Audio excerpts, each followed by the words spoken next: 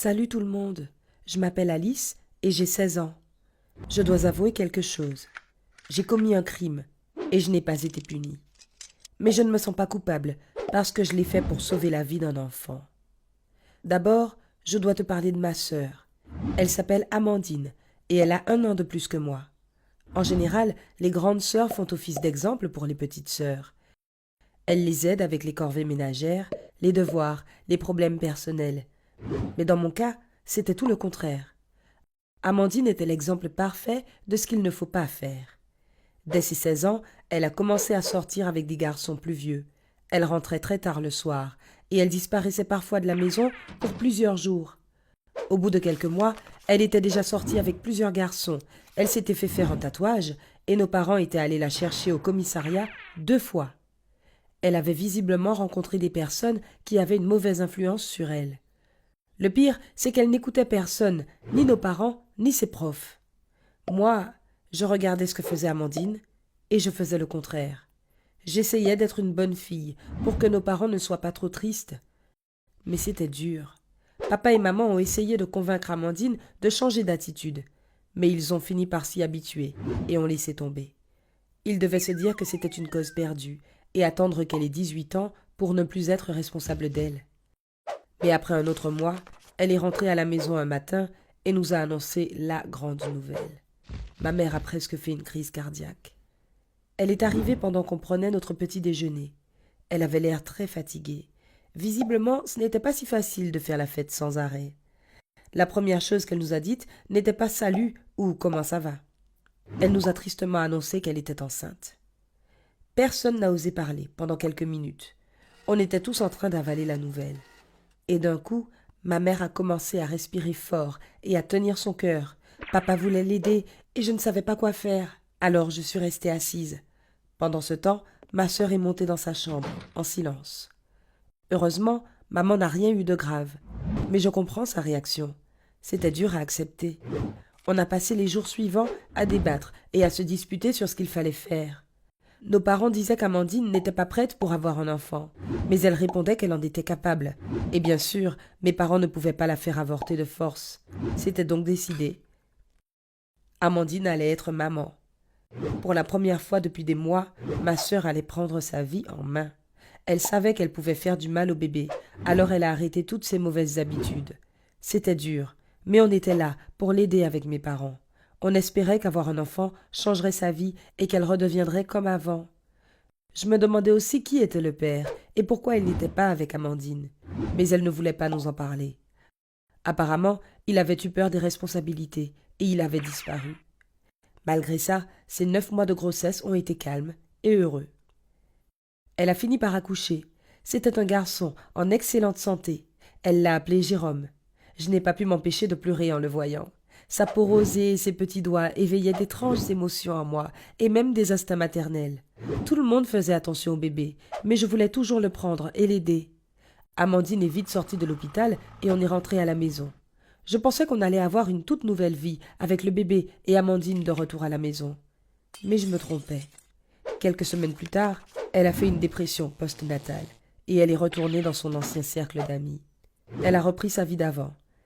Elle revenait encore à l'aube et ne dormait même plus toujours à la maison. Ça m'énervait. Elle devait nourrir son enfant et à la place, elle sortait faire la fête. Mes parents n'arrêtaient pas de se disputer avec elle. Ils ne voulaient pas s'occuper de l'enfant parce qu'ils voulaient forcer Amandine à le faire elle-même. Mais ça ne marchait pas. La situation était bloquée. Amandine était avec ses amis et mes parents ne s'occupaient pas du bébé par principe. Il ne restait que moi. Je passais tout mon temps avec le bébé dans mes bras à m'occuper de lui, à changer ses couches.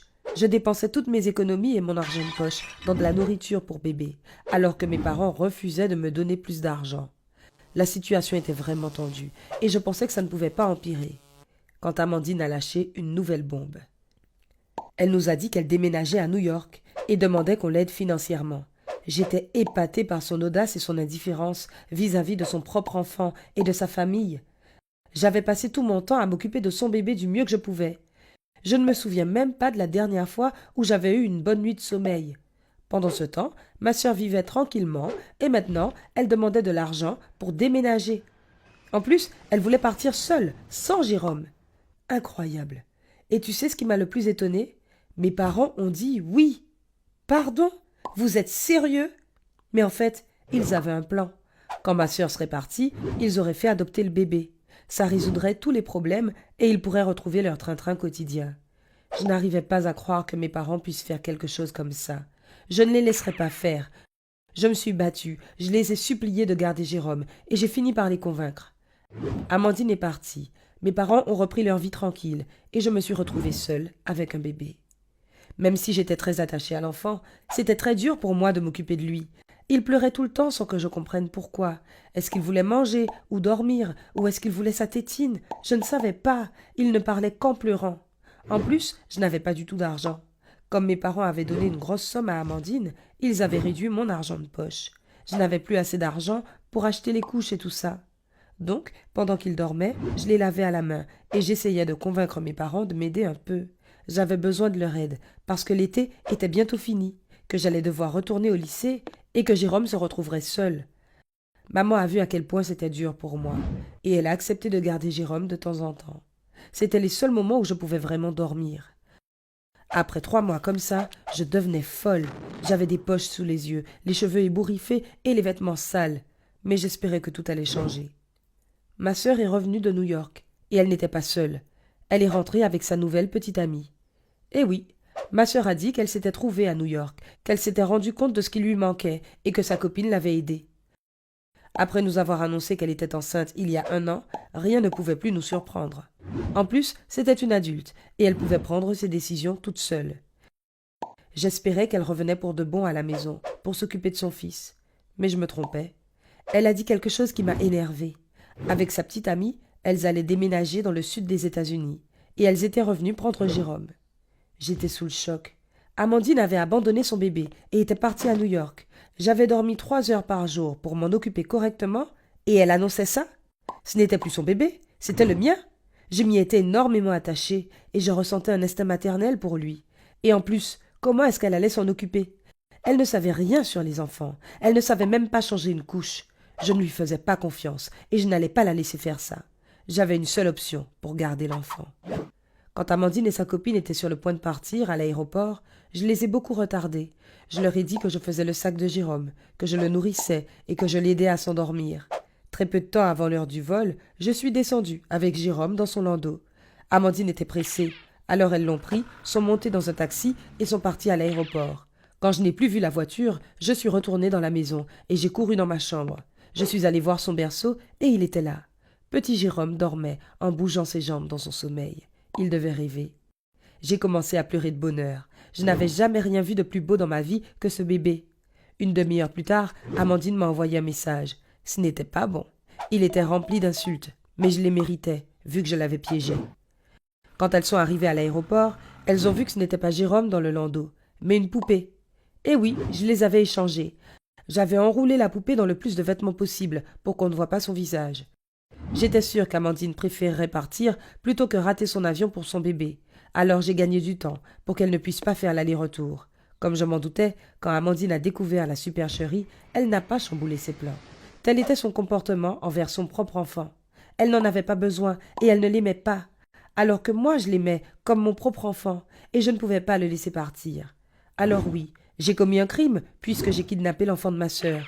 Mais c'était mieux pour tout le monde, pour Amandine, pour moi et bien sûr pour Jérôme. Après ça, j'ai longuement discuté avec mes parents pour les convaincre de le garder. Je pense qu'ils ont vu à quel point je l'aimais et ce que j'étais prête à faire pour lui. Alors ils ont accepté. Avec l'aide de mes parents, ma vie est devenue bien plus facile. Chaque matin, je me réveille heureuse parce que je sais que le bébé est avec moi. Et on se moque de qui est sa mère biologique. L'important est qu'il aime et qui est prêt à tout pour lui. Est-ce que tu serais prêt à t'occuper de l'enfant d'un autre? Dis-moi dans les commentaires. Et n'oublie pas de t'abonner à cette chaîne pour ne rater aucune autre histoire.